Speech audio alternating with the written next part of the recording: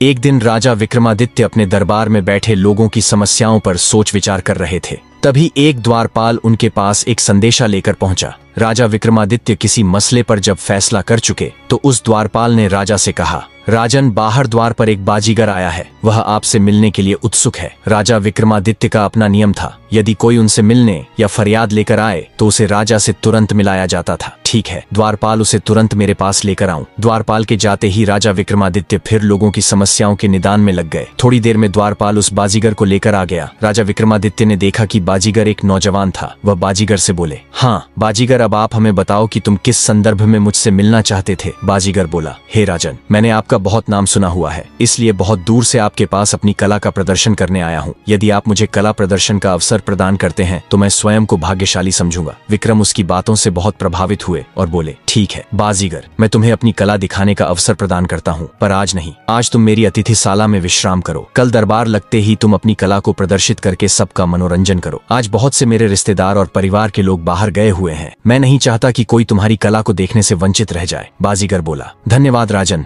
मैं जीवन पर्यंत आपका आभारी रहूंगा। आप जैसे लोगों के कारण ही हम जैसे की कला को विकसित होने का अवसर मिलता है। फिर वह चला गया। राजा ने मंत्रियों को आदेश दिया कि उस बाजीगर का पूरा ख्याल रखा जाए, उसे किसी भी प्रकार की तकलीफ नहीं होनी चाहिए। अगले दिन प्रातः दरबार में लगभग सभी कर्मचारी मौजूद थे। नगर वासियों के बैठने के लिए उचित व्यवस्था की गई थी। थोड़ी देर में वह बाजीगर आ गया। उसके एक हाथ में एक बड़ी सी झोली थी, शायद उसमें ही उसने अपने सारे उपकरण रखे थे। उसके साथ एक बहुत ही खूबसूरत औरत थी, शायद वह उसकी पत्नी थी। राजा विक्रमादित्य को आश्चर्य हुआ यह देखकर कि वह एक बाजीगर की पत्नी थी। उसकी सुंदरता और पहनावा राजकुमारियों जैसा था। तभी बाजीगर ने राजा के मन के भाव पढ़ लिए और बोला, राजन, यह जरूरी नहीं कि अमीर और राजा ही खूबसूरत औरतें रखने के हकदार हैं। मेरे जैसा कलाकार भी खूबसूरत औरत रख सकता है। उसकी बात से राजा विक्रमादित्य थोड़ा सकपकाए, फिर मुस्कुराकर बोले, बिल्कुल कलाकार, हर व्यक्ति को समान अधिकार है। अब तुम अपनी कला का प्रदर्शन करो। बाजीगर ने आदेश मिलते ही अपनी झोली से रस्सी का एक बहुत बड़ा गुच्छा निकाला। उसका एक छोर अपने हाथ में थामा और बाकी का गुच्छा हवा में उछाल दिया। वह गुच्छा हवा जाकर गायब हो गया।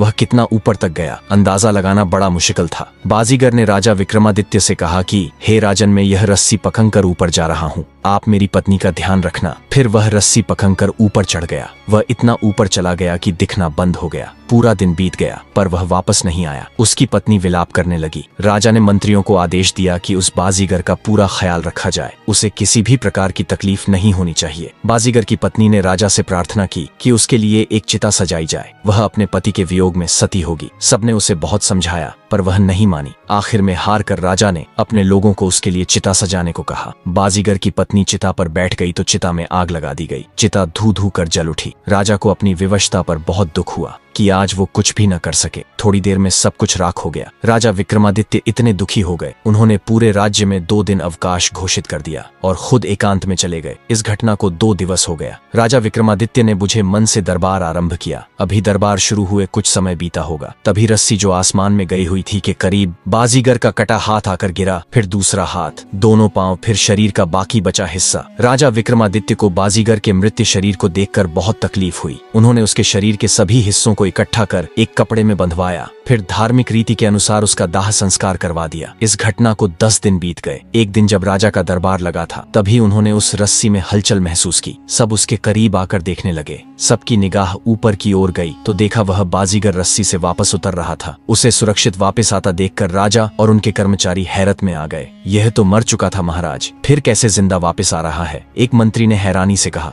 थोड़ी देर में बाजीगर वापस लौट आया था। उसने आते ही राजा विक्रमादित्य को प्रणाम किया और बोला, महाराज, मेरी पत्नी कहाँ है? राजा अब क्या उत्तर देते? उन्होंने अपना माथा पकड़ लिया और सोचने लगे, यह कैसा अपराध हो गया? यह सब बाजीगर के खेल का हिस्सा था। मैं आखिर क्यों नहीं समझ पाया? अब वो कहां से उसकी पत्नी को वापस ला कर देंगे? उन्होंने बाजीगर को सारी बात बता दी। पर बाजीगर बोला, राजन, आप जो भी कह रहे हो सब झूठ है। लगता है आपका मन मेरी पत्नी पर आ गया, इसलिए आप मुझे यह मनगढ़ंत कहानी सुना रहे हैं। बाजीगर की यह बात सुनकर वह मौन हो गए और सोचने लगे, मैं इसकी बात को झूठी साबित करूं। मेरे पास कोई सबूत भी तो नहीं है। अपनी सच्चाई को साबित करने का बाजीगरी को शायद मेरे बारे में पता नहीं है। मैं न्याय के लिए कोई भी मूल्य चुका सकता हूँ। पर मैं इस मामले में दिशा नहीं पा रहा हूँ। बाजीगर बोला, अतः आपसे अनुरोध है कि आप मेरी पत्नी को मुझे वापस दे दो। बस मुझे एक बार उसे आवाज देने दो, यदि वह महल में कहीं भी होगी तो आ जाएगी। राजा विक्रमादित्य बोले, ठीक है, तुम आवाज देकर देख लो, अगर तुम्हें हमारी बात पर भरोसा नहीं है। बाजीगर ने जैसे आवाज दी, उसकी पत्नी दौड़ती हुई महल से बाहर आ गई। यह देख सभी लोग हैरान हो गए कि ये कैसे हो गया। यह तो कुछ दिन पूर्व सती हो गई थी, फिर आज यह महल से बाहर आ गई। राजा विक्रम सब बात समझ गए कि ये सारा खेल बाजीगर के जादू का है। राजा विक्रमादित्य बोले, शाबाशा बाजीगर, मैं तुम्हारे इस प्रदर्शन से बहुत ज्यादा हैरत में हूँ। ऐसा मैंने न कभी सुना था और कभी देखा। राजा ने मंत्रियों से उसे ढेर सारा इनाम देने को कहा। फिर उससे पूछा कि बाजीगर, तुमने यह सब कहा सीखा? बाजीगर ने उस पाठशाला का नाम और पता राजा को बता दिया। राजा विक्रमादित्य ने अगले दिन अपने राज्य की व्यवस्था का भार अपने मंत्रियों को सौंपकर खुद वह विद्या सीखने के लिए तैयार हो गए। उनका एक मुंह लगा नाई था, उसने राजा विक्रमादित्य से साथ चलने की जिद बना ली। वह नाई बोला, हे राजन, मेरा आपके साथ जाना बहुत जरूरी है। वहाँ आपकी देखभाल कौन करेगा? आपके दाढ़ी और सिर के बालों को कौन काटेगा? आपकी तख्ती जिस पर आप वह ज्ञान सीख के उसे साफ कौन करेगा?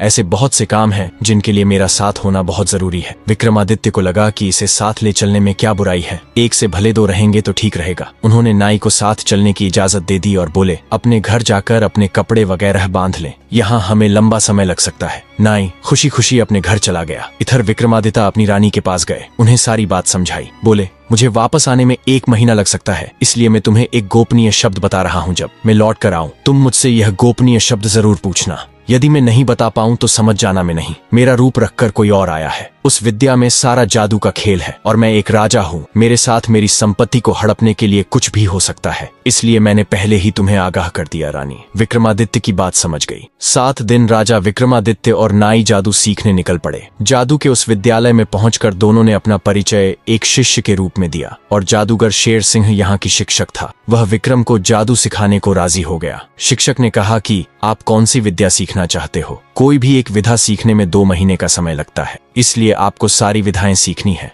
तो बहुत अधिक समय लगेगा। 2 महीने में केवल एक विद्या सिखाता हूँ। अब आप सोच ले कौन सी विधा को सीखना है। राजा विक्रमादित्य बोले, काया पार गमन की विधा ही सीखनी है। ठीक है, इसके लिए तुम्हें मुझे हर रोज 1 स्वर्ण मुद्रा देनी होगी और तुम्हारी विद्या कल से शुरू होगी। आज आराम करो, मैं तुम्हारे रहने की व्यवस्था कर रहा हूँ। अगले दिन विक्रमादित्य की शिक्षा शुरू हो गई। विक्रमादित्य जो रोज लिखते थे तख्ती पर, वह नाई रोज तख्ती साफ करता था। वह नाई भी काया पारगमन की विधा में पारंगत हो गया, लेकिन यह बात उसने विक्रमादित्य को भी नहीं बताया। उनकी विद्या 2 महीने में पूरी हो गई और राजा विक्रमादित्य महल की ओर निकल गए। रास्ते में नाई ने उनसे पूछा कि महाराज, आपने विद्या तो सीख ली, पर उस विद्या का आपने प्रयोग नहीं किया है। पता तो करें कि आपकी विद्या सफल है या नहीं। राजा बोले, हाँ ठीक है, पर कोई मरा हुआ जीव तो मिले तभी तो प्रयोग कर सकता हूँ। दोनों बात करते हुए जंगल से गुजर रहे थे। तभी नाई ने राजा विक्रमादित्य से कहा, देखिए राजा, वह एक मृत हाथी है, वह आपकी विद्या के लिए उचित है। राजा को भी मृत हाथी अपनी विद्या के लिए उचित लगा। उन्होंने अपने अश्व को वहीं रोका, फिर नीचे उतरकर नाई से बोले, तुम मेरे शरीर का ध्यान रखना, मैं इस मूत हाथी की काया में गमन करूंगा। नाई ने जैसे हाँ कहा, राजा ने अपनी काया छोड़ दी और हाथी की काया में प्रवेश कर गए। हाथी उड़कर खड़ा हो गया। नाई प्रतीक्षा में था, उसने तुरंत अपना शरीर छोड़ा और राजा विक्रम के शरीर में प्रवेश कर गया।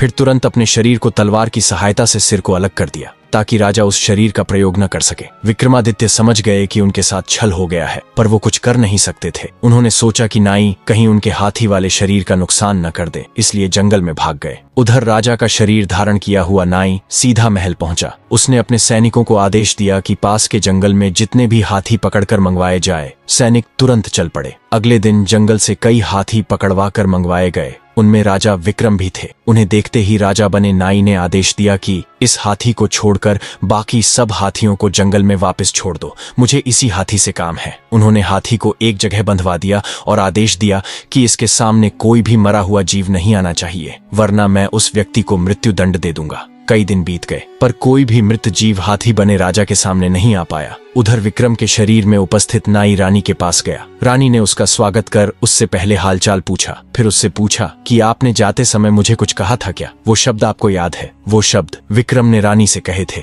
नाई कैसे जानता? उसने बात घुमाते हुए कहा कि मुझे इस समय याद नहीं है, जैसे ही याद आएगा मैं बता दूंगा। रानी के मन में संशय ने जन्म ले लिया। उन्हें लगा कि दाल में कुछ काला जरूर है, इसलिए इनको शक न हो। इस तरह की बातें मुझे इनके सामने करनी होगी जो झूठी हो, ताकि मैं जान सकूं कि सच क्या है। रानी उससे पत्नी की तरह बात करने लगी। रानी बोली, हे स्वामी, मैंने आपके बताए विधि के अनुसार 1 माह का चंद्रायण व्रत किया हुआ है। आपको पता कि इस दौरान मैं आपका साथ नहीं सो सकती, आपको मुझसे दूर रहना होगा, इसलिए इस अवधि के लिए मुझे क्षमा करना। राजा बने नाई ने सोचा, मुझे जल्दबाजी नहीं करनी चाहिए वरना मेरी पोल खुल सकती है। वैसे भी रानी को मैंने वह बात नहीं बताई, इसलिए मैं उसकी दृष्टि में संशय में हूँ। 1 महीने की बात है, उसके उपरांत यह मेरे पास ही आएगी। वह बोला, कोई बात नहीं रानी, धार्मिक कार्यों में विघ्न मैं भी डालना नहीं चाहता, अतः तुम पूरी निष्ठा के साथ अपने व्रत को करो। फिर वह वहां से चला आया। इधर एक बाज के मुख से एक तोता छूटकर हाथी के सामने गिर गया। तोते के गिरते ही राजा ने हाथी का शरीर छोड़ उस तोते के शरीर का चयन कर लिया, वहां उड़कर जंगल में चले गए।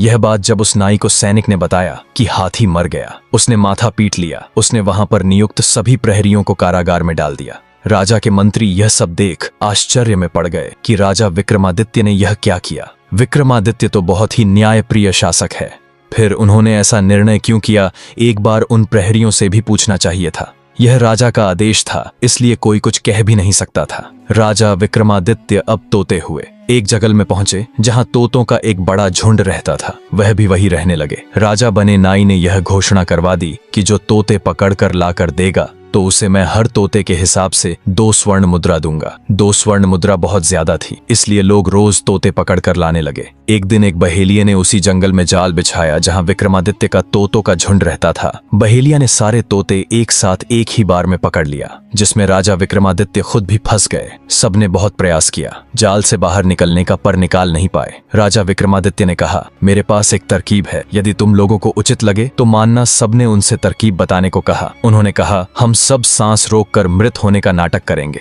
मरा हुआ समझकर जैसे ही वह हमें जाल से निकालकर फेंक देगा है तो हम सब उड़कर भाग जाएंगे। उसमें से एक तोते ने पूछा, जब हम आंख बंद करे होगे तो हमें कैसे पता चलेगा कि हम सबको वह बहेलिया जाल से मुक्त कर चुका है। तोता बने विक्रमादित्य ने कहा, हम कुल मिलाकर 100 तोते हैं, जैसे ही 100 बार हमारे गिरने की ध्वनि होगी तो हम सब एक एक साथ उनके को जाएंगे। सबको विक्रमादित्य की बात सही लगी, सबने उसका अनुमोदन स्वीकार कर दिया। अब उन्हें प्रतीक्षा थी। शिकारी के आने की थोड़ी देर की प्रतीक्षा के बाद सिकरी आता दिखाई पड़ा। उसे आता देखकर वही नाटक किया जो विक्रम ने कहा था। जब बहेलिया वहां पहुंचा तो उसके होश उड़ गए। उसके जाल में पहले सभी तोते मर चुके थे। वह पीड़ा से भर उठा, उसका आज दिन बेकार गया। यह सोचकर उसने एक एक का निरीक्षण करना शुरू किया। उसने सोचा कि शायद कोई तोता बच गया हो तो कम से कम आज के दिन का गुजर बसर हो जाएगा। वह एक एक तोते को जाल से निकालकर फेंकने लगा। जब 99 तोतों को वह फेंका चुका था तो उसी समय पेड़ से टूटकर एक लकड़ी नीचे गिरी। उसके गिरने आवाज से बाकी तोतों ने समझा कि 100 हो गई,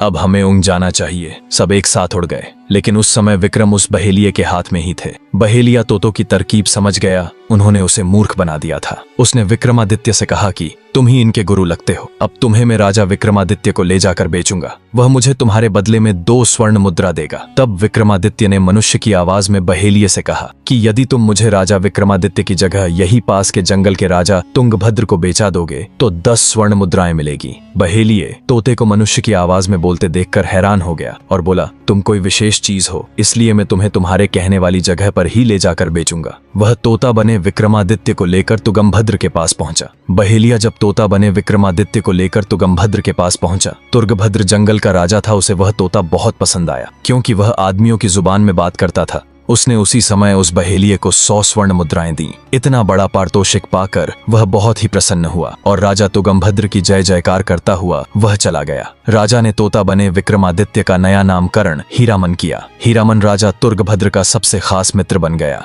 एक दिन राजा तुंगभद्र ने हीरामन से कहा कि हे मेरे प्रिय तोते, मेरे शरीर में एक बहुत अजीब व्याधि है जिसके कारण मैं बहुत परेशान हूँ। यह बात मैं तुम्हारे अतिरिक्त किसी को नहीं बता सकता। मेरी दृष्टि कमजोर हो चुकी है जिसके कारण मुझे बहुत सी तकलीफ होती है। मैंने अपने तमाम वैद्यों को दिखा लिया, उनके हिसाब से यह एक लाइलाज बीमारी है जो धीरे धीरे करके मेरी आंखों की रोशनी को समाप्त कर देगी। तोते बने हीरामन ने राजा से कहा, आप मेरा पिंजरा से छोड़ दो, मैं एक ऐसे वैद्य को जनता हूँ जिसकी दवाएं निश्चित ही आपको सही कर देगी। राजा तुंगभद्र को हीरामन की बात सही लगी, उन्होंने पिंजरा खोल दिया। हीरा उड़ गया। दूसरे दिन यह एक जड़ लेकर राजा के पास पहुंचा। बोला, राजन, आप इस जंग को जलाकर इसकी राख को शहद में मिला दो, फिर आपकी आंख की रोशनी वापस आ जाएगी। राजा ने वैसा ही किया। 3 दिन में उनकी आंखों की रोशनी पहले जैसी हो गई। उस दिन से हीरामन उन्हें अपनी जान से भी ज्यादा प्यारा हो गया। समय बीतता रहा। एक दिन राजा तुंगभद्र की पत्नी ने श्रृंगार किया और हीरामन से पूछा कि मैं कैसी दिखती हूँ। हीरामन ने कहा, हे जंगल की रानी, तुम्हारे जैसे लोग मेरे यहाँ भरते हैं पानी। रानी ने सिपाहियों से कहा,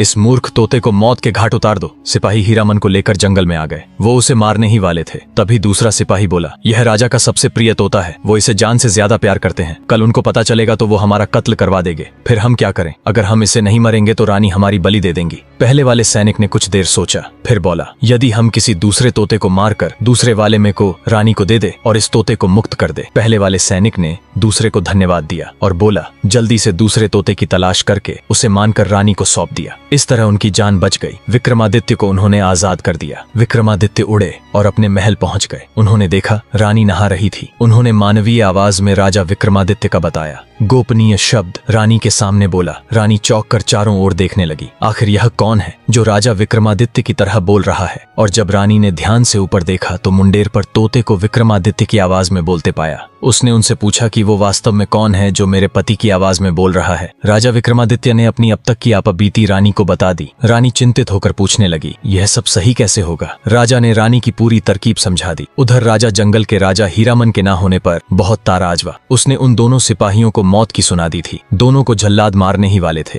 तभी हीरामन ने राजा तुर्गभद्र के पास पहुंचकर सारी कहानी बता दी। दोनों सिपाहियों को छोड़ दिया गया और रानी को कारागार में डालने का हुक्म सुना दिया। पर हीरामन के समझाने पर राजा ने रानी की सजा माफ कर दी। रानी ने भी हीरामन से माफी मांग ली। फिर एकांत में हीरामन ने तुर्गभद्र की सारी बात बता दी जो उनके साथ बीती थी, और यह भी बता दिया कि वो राजा विक्रमादित्य है। राजा तुगंधद्र ने राजा विक्रमादित्य को प्रणाम किया और बोले, आप बताए कि यह सब कैसे सही होगा, मैं उसके लिए प्रयास करूंगा। राजा विक्रमादित्य ने उन्हें बता दिया कि वो अपनी समस्या का हल जल्दी निकाल लेंगे। अब वो वापस अपने महल वापस को चल पड़े। अगले दिन रानी ने विक्रमादित्य बने नाई को बुलावा भेजा कि उनका व्रत का समय पूरा हुआ, अब आप महल मेरे साथ आकर रह सकते हैं। जब नाई को यह समाचार मिला तो वह फूला नहीं समाया, पूरी तरह सज धज के रानी के महल की ओर चल पड़ा। जब वह वहां पहुंचा तो देखा रानी ने भी पूरा श्रृंगार कर रखा था। वह जैसे ही रानी की ओर बढ़ा, रानी ने कहा, महाराज मैं चाहती हूँ कि आप मुझे एक बार वो जादू जो आप सीख कर आए हो मुझे दिखाओ, ताकि हमारी खुशी बढ़ जाए। नाई बहुत प्रसन्न हुआ। वह बोला, रानी यह तो एक चुटकी बजाने जैसा कार्य है। मेरे लिए उसने सेवकों आदेश दिया कि एक मरा हुआ जीव लाओ ताकि मैं अपना जादू दिखा सकूं। सेवक तुरंत ही एक मरा हुआ कबूतर ले आए। नाई वही जमीन पर लेट गया और वह राजा विक्रमादित्य का शरीर छोड़कर उस कबूतर के शरीर में प्रवेश कर गया। कबूतर जिंदा हो उठा। तभी राजा विक्रमादित्य ने तोते का शरीर छोड़कर अपने शरीर में प्रवेश पा लिया और वो उठकर खड़े हो गए।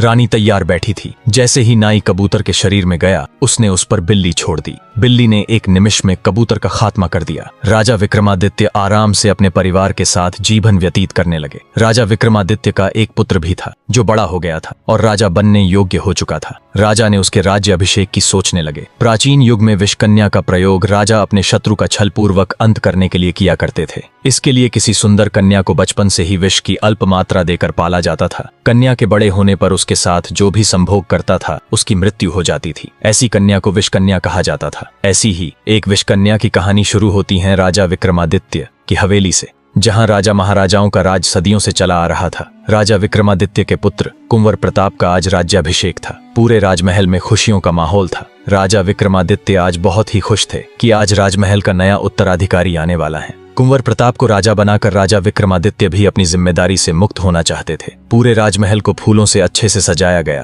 पूरे राज्य में ये घोषणा करवा दी जाए, किसी के घर में आज चूल्हा नहीं जलेगा, आज महल में भोजन का आयोजन है। पूरे गांव वाले, अरे चलो चलो, आज बहुत सालों बाद राजमहल का कोई उत्तराधिकारी आने वाला है। पूरे गांव वालों में बहुत सी बातें होने लगती हैं। वही एक और गायत्री नए राजा की राज्याभिषेक की बातें सुनकर बहुत खुश होती हैं और भागते हुए अपने माँ के पास जाती हैं और कहती हैं, माँ कहाँ हो तुम? माँ बोली, क्या है गायत्री, क्यों चिल्ला रही हैं? सारा घर सर पर उठा रखा है माँ, तुमने सुना? आज महल में नए राजा का राज्याभिषेक है, पूरे गांव को बुलाया है। माँ आज मैं कौन से कपड़े पहनूं और किस कलर की चूड़ियां? माँ कहती है तेरा जो मन हो वो पहन ले, और वैसे भी मेरी गायत्री जो भी पहनेगी सुंदर ही दिखेगी। गायत्री और उसकी माँ दोनों महल पहुँचने ही वाली होती हैं। कुछ ही समय में गायत्री अपनी माँ के साथ हवेली पहुँच जाती हैं। हालांकि गायत्री पहले भी हवेली जा चुकी होती हैं, पर आज का नजारा कुछ और ही होता है। माँ कहती हैं, इधर हवेली में मत घूमना, अगर राजमाता ने देख लिया तो खैर नहीं। मोते कहीं ठीक है माँ। गायत्री अपनी माँ को बोल तो देती हैं कि वो हवेली में इधर उधर नहीं घूमेगी, पर चुलबुली गायत्री कहाँ मानने वाली थी। वो अपने माँ के पास से कब गायब हो गई पता ही भी चलता। माँ कहती हैं, कहाँ चली गई ये लड़की?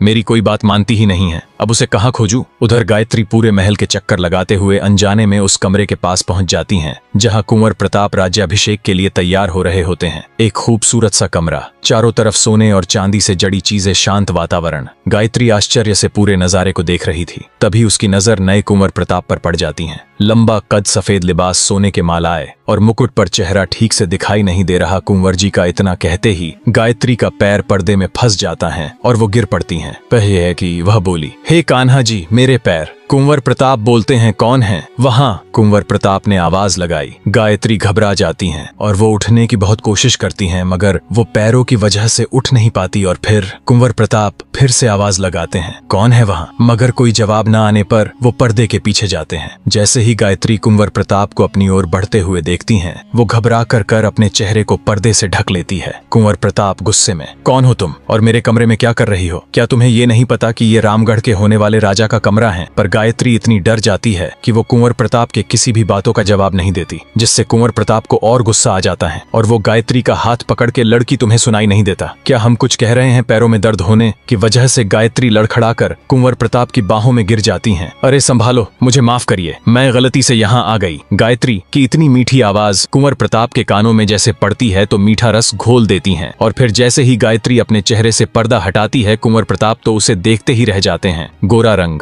काली कजरारी आंखें, सुनहरे काले बाल, माथे पर एक बिंदिया मानो चांद जमीन पर उतर आया हो। कुंवर प्रताप गायत्री को कुछ देर यूं ही निहारते रह जाते हैं और घबराई हुई गायत्री भी डरी सहमी हुई कुंवर प्रताप को देखती रहती हैं। राज्याभिषेक की विधि संपन्न होने ही वाली थी। सबकी नजरें कुंवर प्रताप पर थीं, पर कुंवर प्रताप की नजरें उस लड़की को ढूंढ रही थीं जिसकी आंखों में वो खो गए थे। न जाने वो कहां चली गई, दिखाई नहीं दे रही थी। ये तो तय था कि कुंवर प्रताप गायत्री के प्यार में पड़ गए थे। समारोह खत्म होता है, सभी गांव वाले अपने अपने घर चले जाते हैं। गायत्री भी अपनी माँ के साथ गांव वालों की टोली से मिलकर गांव की तरफ जाने लगती हैं। गांव वाले आपस में बात करते हैं, वाह क्या सानो शौकत थी, महल की रौनक तो देखने लायक थी। हाँ भाई, सच कहा तुमने, और हमारे नए राजा तो बहुत ही सुंदर थे और सुलझे और समझदार भी है। तभी गायत्री की माँ की नजर गायत्री के एक कान पर पड़ती है जिसमें झुमके नहीं होते। माँ कहती हैं, गायत्री तेरे कान का एक झुमका कहाँ है? अरे माँ, लगता है महल में ही कहीं गिर गया है, मैं देख आती हूँ। माँ उसे रोकते हुए, अरे पगली, कहाँ जा रही हैं? बहुत रात हो चुकी है, सभी महल से जा चुके होंगे। तू अगर वहाँ अकेले जाएगी तो महल के दरबारी तुझे अंदर नहीं जाने देंगे। एक तरफ वहाँ महल में कुंवर प्रताप गायत्री के यादों में खोए रहते हैं। उन्हें तो बस गायत्री का चेहरा ही याद आ रहा था।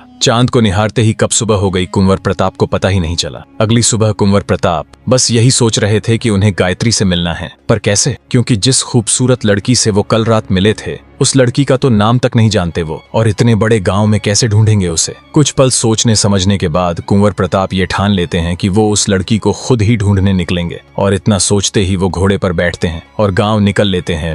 रामगढ़ कुंवर प्रताप के लिए पूरा नया होता है, क्योंकि उनकी परवरिश बचपन से उनके ननिहाल विजयगढ़ में हुई थी। इससे पहले उन्होंने रामगढ़ का सिर्फ नाम मात्र सुना था। इतने अनजान गांव में एक अजनबी लड़की को ढूंढना मुश्किल था, पर फिर भी कुंवर प्रताप इस आस में थे कि गायत्री से भेंट जरूर होगी। ये कुंवर प्रताप का गायत्री के प्रति प्रेम ही था जो उन्हें गायत्री के पास खींच रहा था। एक अनजान लड़की के तरफ कुंवर प्रताप का इतना लगाव क्या कोई दुर्घटना का संकेत है? वक्त और हालात से बेखबर क्या अपने ही मौत की तरफ कुंवर प्रताप का ये पहला कदम था? रात भर गायत्री के याद में बिताए हुए कुंवर प्रताप सुबह होते ही गायत्री से मिलने के लिए गांव में निकल पड़ते हैं। बिना किसी को महल में बताए, छुपते छुपाते अकेले ही गायत्री के झुमके लेकर गांव की तरफ रवाना हो जाते हैं। चलते चलते कुंवर प्रताप काफी दूर निकल आते हैं। उस लड़की का चेहरा आंखों में लिए उससे मिलने की चाहत में कुंवर प्रताप गांव की तरफ बढ़ते ही चले जाते हैं। कुछ दूर पहुंचने पर कुंवर एक बुजुर्ग से पूछते हैं, अरे बाबा जरा सुनिए, मैं एक लड़की का पता ढूंढ रहा हूँ। उसके काले लंबे बाल हैं, काली आंखें और वो बड़े बड़े झुमके पहनती हैं। बूढ़े बाबा हंसते हुए, अरे बेटा जरा रुको, ऐसी लड़कियां तो बहुत हैं इस गाँव में। तुम किस लड़की को ढूंढ रहे हो बेटा? कोई नाम पता तो होगा उसका? कुंवर प्रताप बोले, नहीं बाबा, मुझे उसका नाम नहीं मालूम है, बस यही पता है कि वो ऐसी दिखती हैं।